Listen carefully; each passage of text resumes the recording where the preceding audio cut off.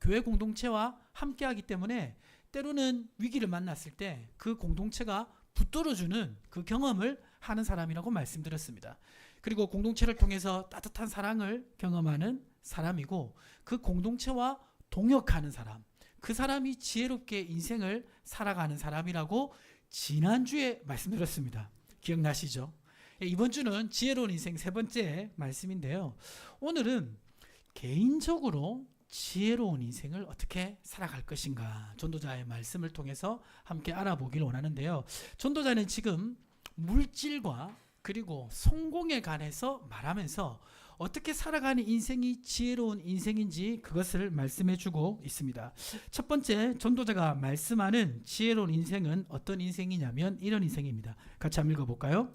물질을 심는 인생이 되어야 합니다. 자, 어떤 인생? 물질을 심는 인생. 물질을 심는 인생이 있다면 그것과 반대되는 인생은 뭐냐면 물질을 소비하는 인생입니다. 전도서 11장 1절과 2절에는 이렇게 말씀하고 있습니다. 한 절씩 교독하면 너는 내 떡을 물 위에 던져라. 여러 날 후에 도로 찾으리라. 7에게나 8에게 나눠 줄지어다. 무슨 재앙이 땅에 임할는지 내가 알지 못함이니라. 자, 지금 전도자는 떡을 물 위에 던지라고 말합니다. 떡은 어떻게 해야 됩니까? 떡은 혼자서 먹어야 되죠. 그렇죠? 예, 혼자서 먹어야 되는 것이 떡인데 떡을 물 위에 던진다는 것은 사라지는 거잖아요. 그렇죠? 이 떡은 단순한 떡을 얘기하는 것이 아니라 물질을 얘기하는 겁니다. 떡을 내가 먹는 것은 물질을 나를 위해 소비하는 것입니다. 그런데 떡을 던진다는 것은 어떤 의미가 있냐면 여기 보니까 내 떡을 물 위에 던져라. 그 다음 어떻게 됩니까? 여러 날 후에 도로 찾으리라.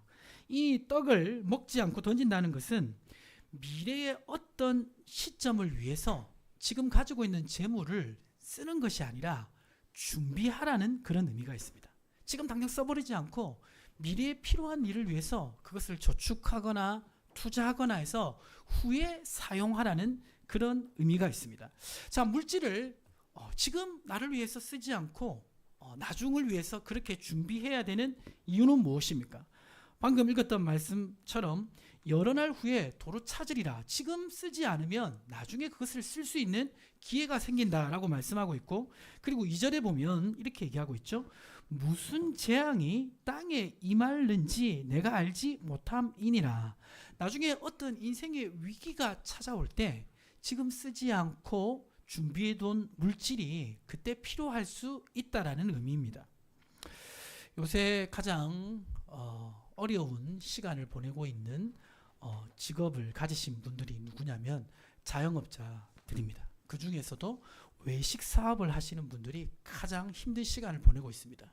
너무나 경쟁이 지금 치열한 상황이다 보니까 웬만큼 해서 이 외식 사업에서 성공하기가 쉽지 않습니다.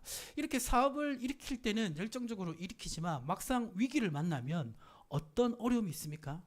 사업을 지속할 수 있는 자금이 바닥나기 시작합니다. 그런데 평소에 재정이 있을 때 조금 호황기 때 있었던 물질을 그때 다 써버리는 것이 아니라 비축해두면 이런 위기의 시간을 조금 더 견딜 수 있는 것입니다.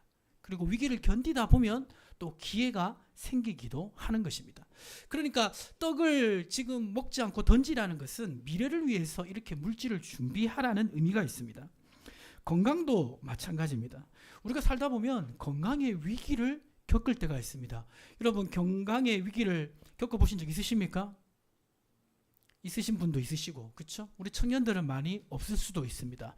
저는 최근에 건강의 위기를 하나 겪었습니다. 예, 다리가 아프더라고요. 제가 다리가 아팠던 적이 한 번도 없었는데 수영을 하다가 수영 강사가 저를 샘플로 보여준다고 수영 자세를 이렇게 가르쳐준다고 저를 눕혀놓고 이 개구리형 평형입니까 그거를 이제 보여준다고 제 다리를 잡아당겨가지고 다리가 지금 좀 문제가 있습니다. 그래가지고 좀 불편해요. 예, 그렇게 심각한 정도는 아닙니다. 다리가 불편해 보니까 한 번도 다리가 안 불편해 봤는데 다리 불편하신 분 심정이 이렇겠구나 이런 생각이 들더라고요. 저처럼 이렇게 가벼운 건강의 위기를 겪는 것은 괜찮은데 살다 보면 심각한 건강의 위기를 겪을 때가 있습니다. 그런데 평소에 가지고 있던 재정으로 보험을 들거나 준비해 두신 분들은 이 위기를 치료를 받으면서 보낼 수 있습니다. 그러나 그것이 준비가 안 되면 어려움에 처할 수도 있는 것입니다. 전도자는 지금 물질이 있을 때 지금 다 사용할 것이 아니라 미래를 위해서 이렇게 준비할 것을 말씀합니다. 그러면서 잠언 6장 6절과 8절의 말씀에 보면 이렇게 기록되어 있는데요. 우리가 한 절씩 교독하겠습니다. 게으른 자여 개미에게 가서 그가 하는 것을 보고 지혜를 얻으라. 개미는 두령도 없고 감독자도 없고 통치자도 없으되 먹을 것을 같이 있습니다. 먹을 것을 여름 동안에 예배하며 추수 때에 양식을 모으느니라. 그 하찮은 미물인 개미도 양식이 있을 때 그걸 다 먹어버리는 것이 아니라 나중을 위해서 비축한다라고 말씀하고 있습니다. 그래서 물질을 소비하는 인생이 아니라 물질을 심는 인생은 이렇게 미래를 위해서 물질을 준비하는 삶을 살아가는 것을 의미합니다. 우리나라의 교회 건물 중에 가장 비싼 교회 건물이 어딜까요? 예, 사랑의 교회도 있을 수 있는데 이 그 강남의 충현교회 가보셨습니까? 그 교회 건물은 대리석으로 되어 있습니다. 건물이.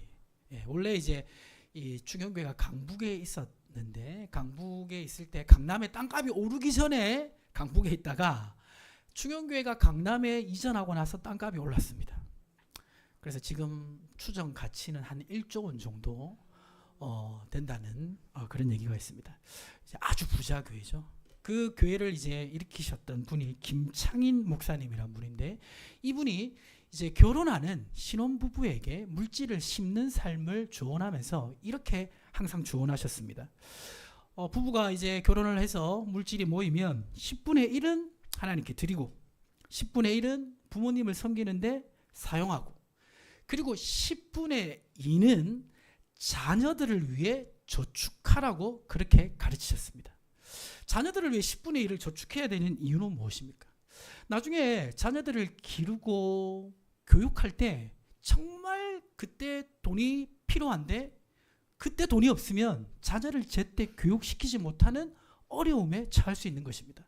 그래서 지금 조금 재정이 있을 때 다 쓰지 말고 자녀들을 위해서 10분의 1을 저축하라고 그렇게 조언하셨습니다. 전 이 조언이 참 의미가 있고 성경적인 조언이라고 생각합니다. 우리가 살기에 늘 빠듯합니다. 그런데 지금 필요를 위해서 돈을 다 써버리면 나중에 정말 중요한 필요가 있을 때 그 돈을 쓰지 못하게 된다는 것입니다. 물질을 소비하지 않고 심는 인생은 이렇게 미래를 위해서 돈을 준비하는 인생을 의미합니다. 미래를 위해서 돈을 준비하는 방법은 뭐가 있을까요? 기본적으로 저축이 있고 요새같이 금리가 낮은 시대에 투자가 될 수도 있습니다. 그런데 이 투자는 이율이 높을수록 많은 돈을 벌 수 있는 그런 가능성이 많은 투자일수록 그만큼 위험합니다. 그렇죠? 혹시 위험한 투자를 하고 계신 우리 청년들 계십니까? 손해율이 얼마십니까? 위험한 투자를 하시는 분들을 보면 장기적으로 가면 결국 많은 손해를 입는 경우가 많습니다. 이것은 돈을 미래를 위해서 모으는 것이 아니라 물질을 심는 것이 아니라 물질을 소비하는 것이 될 수도 있습니다. 그래서 안정적으로 잘 준비하고 공부해서 적절한 투자를 하는 것이 필요합니다.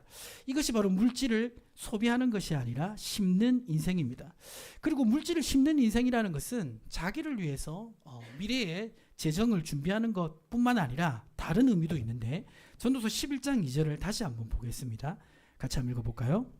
7에게나 8에게 나눠 줄지어다 무슨 재앙이 땅에 임할는지 내가 알지 못함이니라. 자, 물질을 심는 삶을 얘기하면서 지금 7이나 8에게 나눠줄지어다라고 말합니다. 그리고 뭐라고 얘기합니까? 무슨 재앙이 땅에 임할는지 내게 알지 못함이니라. 물질을 준비하는 인생, 심는 인생은 자기를 위해서 재정을 준비할 뿐만 아니라 어렵고 힘든 사람을 위해 돕는 것이 또 물질을 심는 것이라고 말씀하고 있습니다.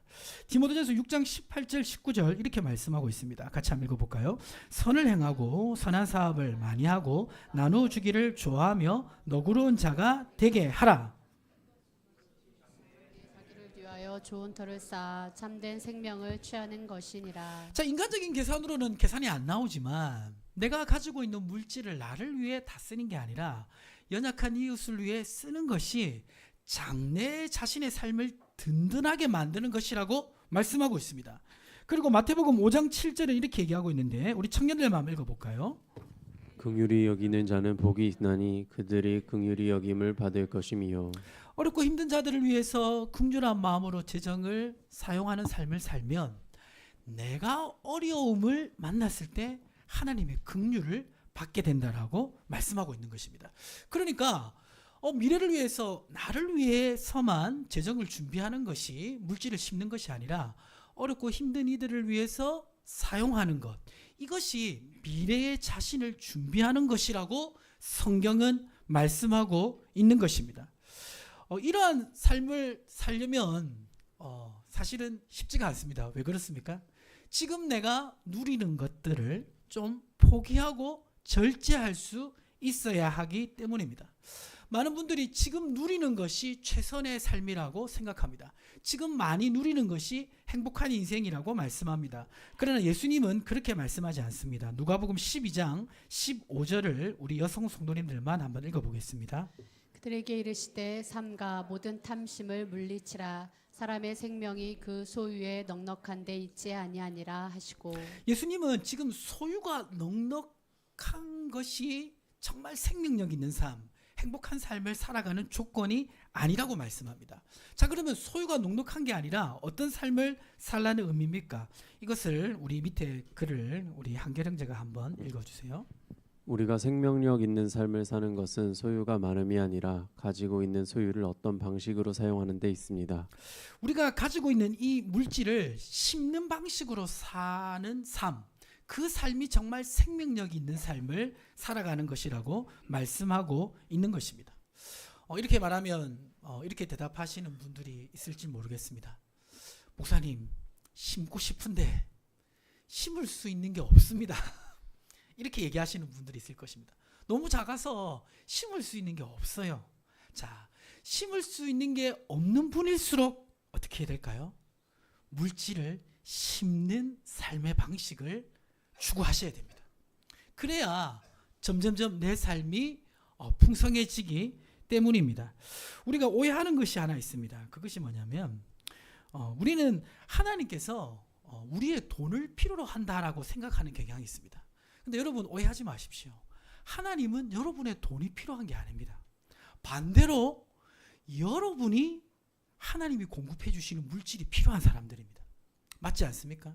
그렇기 때문에 우리는 지금 당장 물질을 소비하는 인생을 살 것이 아니라 하나님 뜻대로 물질을 심는 삶을 살아야 됩니다. 물질을 심는 삶을 살 때 거두는 축복을 경험하게 되기 때문입니다. 자, 그러면 이제 결론적으로 정리해서 물질을 심는 삶을 살아가기 위해서 기억해야 될 것은 뭐냐면 먼저는 헌금 생활을 바로 해야 됩니다. 그리고 두 번째, 지금 아껴서 미래를 위해 재정을 조금이라도 모아야 됩니다. 그리고 마지막 뭡니까? 지금 아껴서 어려운 이웃을 위해 사용할 수 있어야 됩니다. 이렇게 살아가는 것이 물질을 심는 삶이고 지혜롭게 인생을 살아가는 방식입니다. 두 번째로 전도자가 말씀하는 지혜로운 인생은 어떤 인생일까요? 같이 한번 두 번째 읽어보겠습니다. 도전하는 인생입니다. 우리 옆에 계신 분들에게 그렇게 한번 권면하셨으면 좋겠습니다. 도전하는 인생을 사십시오. 이렇게 한번 외치겠습니다. 전도자는 이어서 이렇게 얘기합니다. 전도서 11장 3절을 우리 남성 성도님들만 한번 읽어보겠습니다. 구름에 비가 가득하면 땅에 쏟아지며 나무가 나무로나 북으로나 쓰러지면 그 쓰러진 곳에 그냥 있으리라. 자, 이 말씀이 뭐냐면 지금 이 말씀은 자연재해가 일어나는 상황입니다. 비가 굉장히 많이 오고 이 번개가 치든지 태풍이 불어서 나무가 쓰러지는 그런 상황입니다. 위기 상황이죠. 예측하지 못하는 어려움이 발생하는 것입니다. 자, 이렇게 예측하지 못한 어려움, 예측하지 못하는 그런 상황들이 일어날 때 우리는 두려워하게 되고 움츠러들게 됩니다. 자, 그런데 지금 이 전도자가 말하는 말씀의 핵심을 잘 보면 나무가 나무로나 북으로나 쓰러지면 그 다음에 어떻게 되어 있습니까? 그 쓰러진 곳에 그냥 있으리라.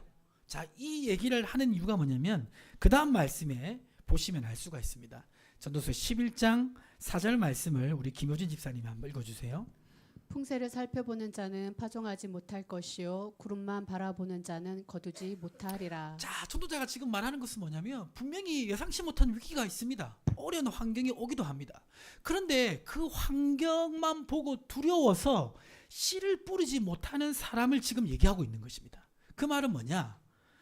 이러한 위기 속에서 움츠러들고 아무것도 못하면 안 된다는 것입니다. 왜 그렇습니까? 전도서 11장 5절에 이렇게 얘기하고 있습니다. 우리 한계령제가 한번 읽어주실까요? 바람의 길이 어떠함과 아이 벤 자의 태에서 뼈가 어떻게 자라는지를 네가 알지 못함 같이 만사를 성취하시는 하나님의 일을 네가 알지 못하느니라. 눈에는 보이지 않지만 하나님께서 일하시는 역사가 있다는 것입니다. 그래서 어려운 환경, 위기 속에서도 움츠러들고 아무것도 못하는 것이 아니라 도전하는 인생을 살 것을 얘기하고 있는 것입니다. 그 이유는 바로 하나님께서 도와주시기 때문이라고 말씀하고 있는 것입니다. 전도서는 계속해서 허무한 인생을 얘기하는 것 같습니다. 그러나 지금 이 11장에 와서는 지혜로운 인생을 살아가는 사람은 하나님을 경외하고 위기 속에서도 도전하는 인생을 살아가는 사람이라고 말씀하고 있습니다. 자, 그런데 이제 이 도전이라고 했을 때 이 도전은 그냥 무모한 도전을 얘기하는 것이 아닙니다. 여기 계신 성도님들 중에서도 굉장히 도전 정신이 강하신 분들이 있습니다. 진취적이고 적극적이고 이런 분들이 있습니다. 그런데 무조건 도전한다고 해서 그 결과가 주어지는 것은 아닙니다. 전도서 잠언 19장 2절에는 이렇게 말씀하고 있는데요. 우리 청년들만 한번 읽어보겠습니다. 지식이 없는 소원은 선하지 못하고 발이 급한 사람은 잘못 가느니라. 충분히 계획하고 연구하지 않고 도전하는 것은 실패할 수밖에 없다라고 얘기하고 있습니다.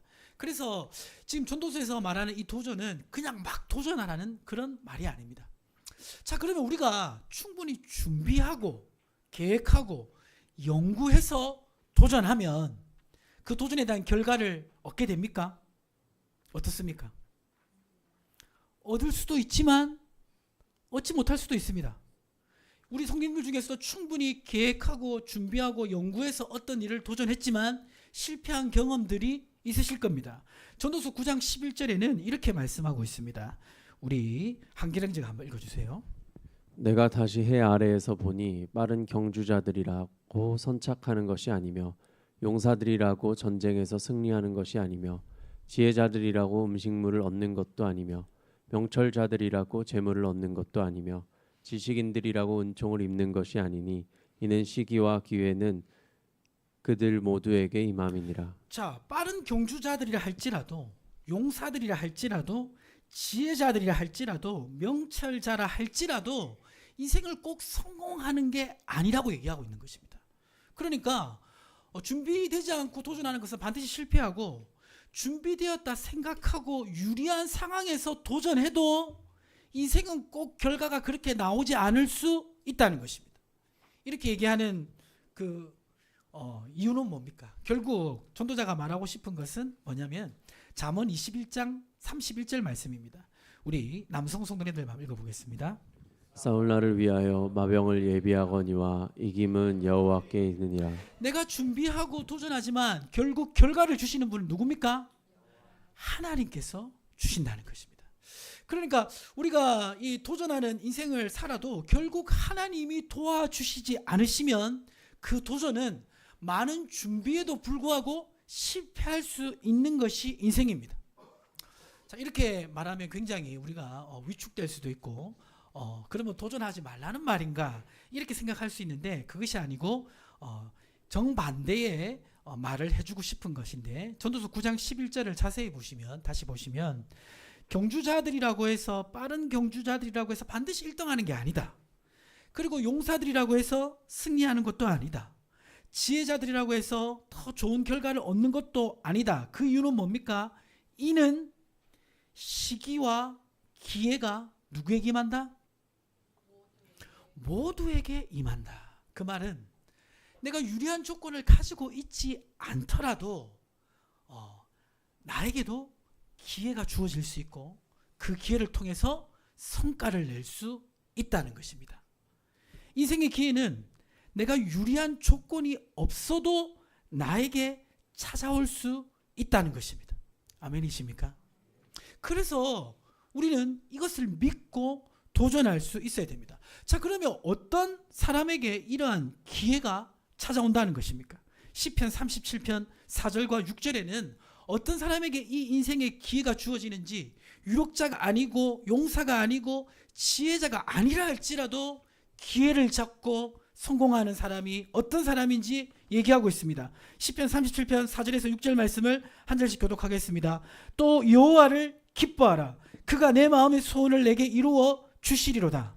내 길을 여호와께 맡기라. 그를 의지하면 그가 이루시고. 같이 있습니다. 내 일을 빛같이 나타내시며 내 공의를 정오의 빛같이 하시리로다. 하나님을 기뻐하는 사람, 하나님의 뜻을 기뻐하는 사람, 그 뜻을 추구하기를 원하는 사람, 그 사람의 소원을 하나님 이루어 주신다라고 말씀하고 있습니다. 자, 그러면 하나님께서 그 사람의 소원을 이루어 주시는 과정은 어떤 과정을 통해서 이루어 주십니까? 먼저 하나님께서 우리의 인간의 열정과는 다른 하나님의 소원을 우리에게 부어 주십니다. 빌립보서 2장 13절 말씀 같이 한번 읽어보겠습니다. 너희 안에서 행하시는 이는 하나님이시니 자기의 기쁘신 뜻을 위하여 너희에게 소원을 두고 행하게 하시나니. 우리가 도전 정신이 강한 사람들은 인간적인 열정이 앞설 때가 많습니다. 그 열정대로 결과가 나올 수도 있지만 내가 열정을 가지고 많이 준비해도 결과가 안 나올 수도 있습니다. 그러나 주님을 기뻐하며 주님의 뜻을 기뻐하는 사람에게는 인간의 열정과는 다른 하나님의 열정이 부어지는 줄 믿습니다. 그 열정 가운데 누구의 소원을 주시냐면 하나님의 소원을 부어 주시는 것입니다. 사도행전 13장 2절에 보면 안디옥 교회가 나옵니다. 이 안디옥 교회는 당시 가장 건강한 교회 중에 하나였습니다. 교회가 부흥되고 교회 사역이 잘 되는 상황이었습니다. 어떻게 보면 이렇게 교회가 든든히 잘 서가고 있는 상황이면 안주하기 굉장히 쉽잖아요. 그러나 안디옥 교회 성도들은 어떻게 했습니까? 사도행전 13장 2절에 보니까 주를 섬겨 금식할 때에.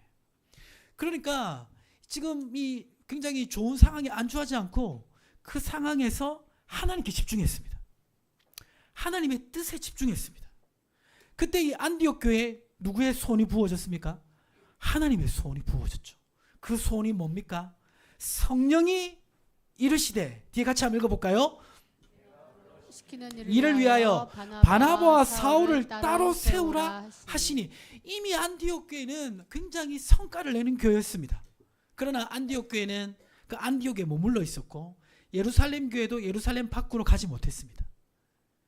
그러나 하나님께 집중할 때 하나님께서는 세계 선교를 향한 하나님의 소원을 안디옥 교회에 부어주신 것입니다. 그리고 그 소원을 따라서 바울과 바나바가 순종할 때 어떻게 됐습니까? 세계 선교의 역사가 일어난 것입니다.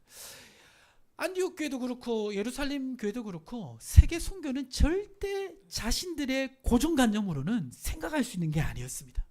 자신들의 열정과 자신들의 의지로는 나올 수 있는 그런 비전이 아니었습니다. 그러나 주님께 집중할 때 주님께서 그 비전을 주셨고 그 비전을 통해서 세계 선교가 이루어진 것입니다. 일반적으로 이제 그 도전 정신이 강한 사람들이 있습니다. 도전 정신이 강한 사람들은 어떻게 생각하냐면 나는 할 수 있다. 내가 할 수 있다. 나만이 할 수 있다. 이렇게 생각합니다. 반대로 도전 정신이 약하신 분들이 있습니다. 도전 정신이 약한 분들은 나는 할 수 없다. 나는 아직 준비되지 않았다. 이렇게 생각합니다. 근데 지금 그 전도자가 말하는 그 도전하라는 그 말은 내가 할 수 있다도 아니고 나는 할 수 없다도 아닙니다. 우리가 모세의 인생을 생각해 보면요, 이것을 잘 알 수가 있는데 모세는 어떤 사람이었습니까? 모세는 정말 스스로 생각하기에 준비된 사람이었습니다. 모든 애굽의 학문을 잘하고 말도 잘하고 능력이 있었고 그리고 나라를 위한 백성을 위한 그런 순수한 마음도 있었습니다. 그래서 모세는 자기 열정으로 어떻게 했습니까? 지금 이제 내가 애굽 사람들 손에서 우리 민족을 구원해 내야겠다 하고 그렇게 시도를 했습니다. 그렇죠? 나는 할 수 있다 생각하고 시도를 했습니다. 근데 어떻게 됐습니까? 바로 앞에 도망가서 40년 광야 생활을 하게 됐습니다. 근데 40년 광야 생활을 하게 되니까 모세가 어떻게 됐습니까? 그렇게 자신만만하던 모세, 그렇게 자기가 할 수 있다라고 한 모세가 딱 40년 지나니까 자기는 아무것도 할 수 없는 존재라고 얘기하는 것을 보게 됩니다. 그 사람의 열정이라는 게요, 사람의 그 의지라는 것이 강한 것 같아도 굉장히 약합니다. 한때는 할 수 있다라고 했지만 이제는 할 수 없다라고 바뀌어버리는 것이 바로 모세의 모습입니다. 자, 그러면 여기서 지금 도전하라는 그런 이 의미는 뭡니까? 내가 할 수 있다, 나는 할 수 없다, 이게 아닌 것입니다. 모세가 처음에 내가 할 수 있다고 했지만 그 다음에 나는 할 수 없다가 됐습니다. 그런데 광야에서, 떨기나무에서 하나님을 만나고 나서 하나님께서 하라고 할 때 그때 새로운 역사가 일어난 것이죠. 그거는 뭡니까? 내가 아니라, 내가 할 수 있다, 할 수 없다가 아니라 주님이 할 수 있다로 바뀌는 것입니다. 그래서 이제 이 지혜로운 인생은 도전하는 인생이 맞아요. 근데 그 도전은 인간적인 열정으로 도전하는 게 아닙니다. 하나님이 주신 열정으로 도전하고, 그리고 하나님의 뜻에 맞는지 안 맞는지 돌다리를 두드리며 살피며 가는 삶입니다. 잠언 3장 5절과 6절은 그것을 이렇게 설명하고 있습니다. 한 절씩 교독하면, 너는 마음을 다하여 여호와를 신뢰하고 내 명철을 의지하지 말라. 너는 범사의 그를 인정하라. 그리하면 내 길을 지도하시리라. 모세는 굉장히 인간적인 열정이 앞섰던 사람입니다. 그래서 하나님께서 모세를 사용할 수 없었습니다. 근데 모세와 정말 가까우면서 모세와 다른 사람이 있습니다. 젊었을 때부터 하나님께서 지속적으로 사용하는 사람이 있습니다. 그 사람 누굽니까? 여호수아입니다. 여호수아는 젊었을 때부터 인간적인 열정을 앞세우지 않았습니다. 여호수아도 지속적으로 도전했던 사람입니다. 그러나 그는 인간적인 열정을 앞세우지 않고 도전했던 사람입니다. 이 여호수아를 향해서 하나님 놀라운 약속을 하셨습니다. 여호수아서 1장 7절과 8절에 보시면 한 절씩 교독해 보겠습니다. 오직 강하고 극히 담대하여 나의 종 모세가 내게 명령한 그 율법을 다 지켜 행하고 우러나 자로나 치우치지 말라. 그리하면 어디로 가든지 형통하리니. 이 율법책을 내 입에서 떠나지 말게 하며 주야로 그것을 묵상하여 그 안에 기록된 대로 다 지켜 행하라. 그리하면 네 길이 평탄하게 될 것이며 내가 형통하리라. 하나님께서는 이 여호수아가 가는 길마다 형통케 될 거라고 약속해 주셨습니다. 여호수아서 1장 3절에는 이렇게도 말씀하셨습니다. 내가 모세에게 말한 바와 같이 어떤 곳을 다 주겠다고 말씀하십니까?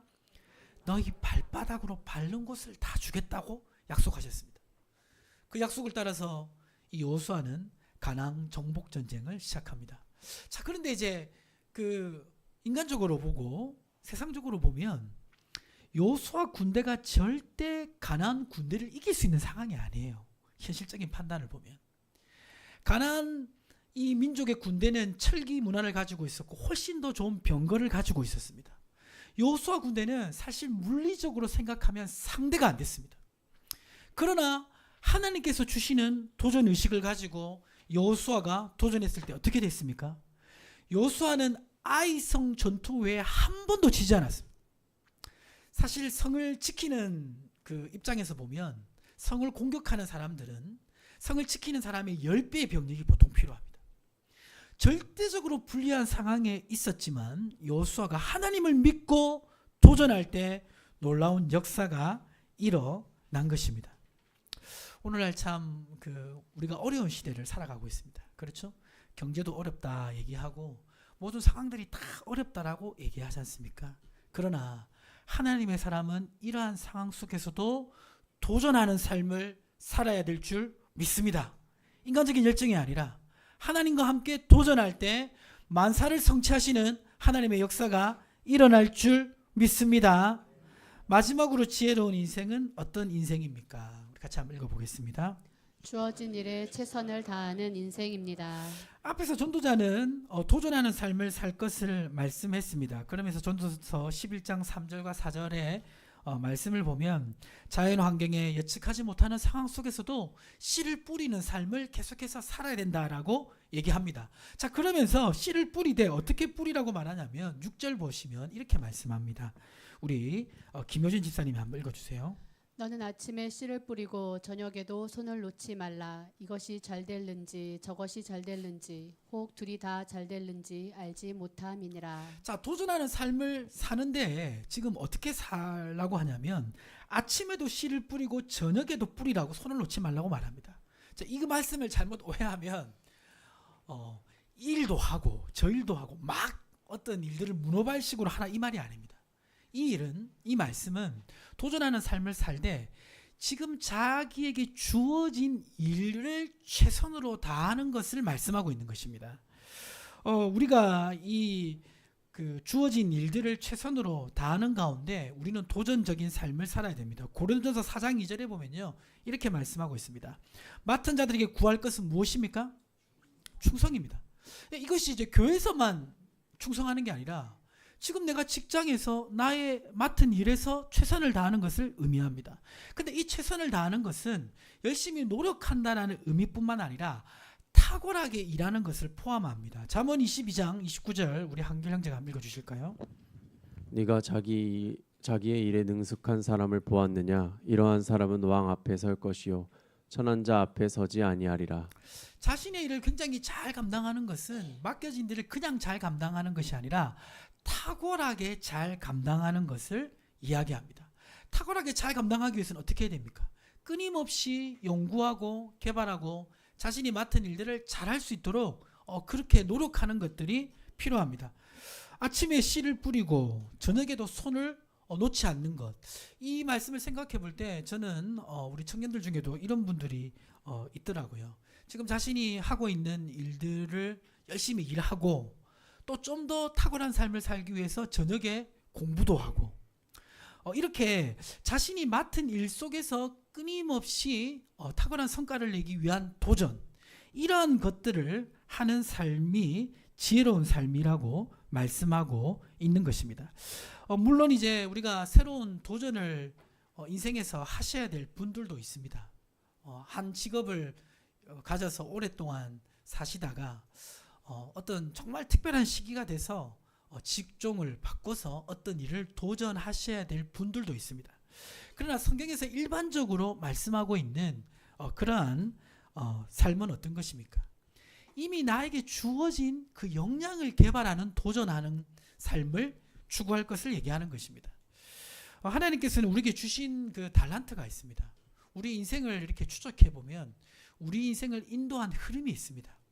그러면 지금 내가 하고 있는 일, 그동안 하나님 나를 준비시켜 주신 일, 그 일을 탁월하게 하도록 우리는 끊임없이 도전하는 삶을 살아야 됩니다. 이것이 바로 지혜롭게 인생을 경영하는 삶인 것입니다. 말씀을 정리하도록 하겠습니다. 우리가 지혜로운 인생을 살아가기 위해서는 어떻게 됩니까? 첫째, 어떻게 해야 되죠? 물질을 소비하는 데만 너무 집중하지 말고 물질을 심는 인생을 살아야 됩니다. 두 번째, 어떤 인생을 살아야 됩니까?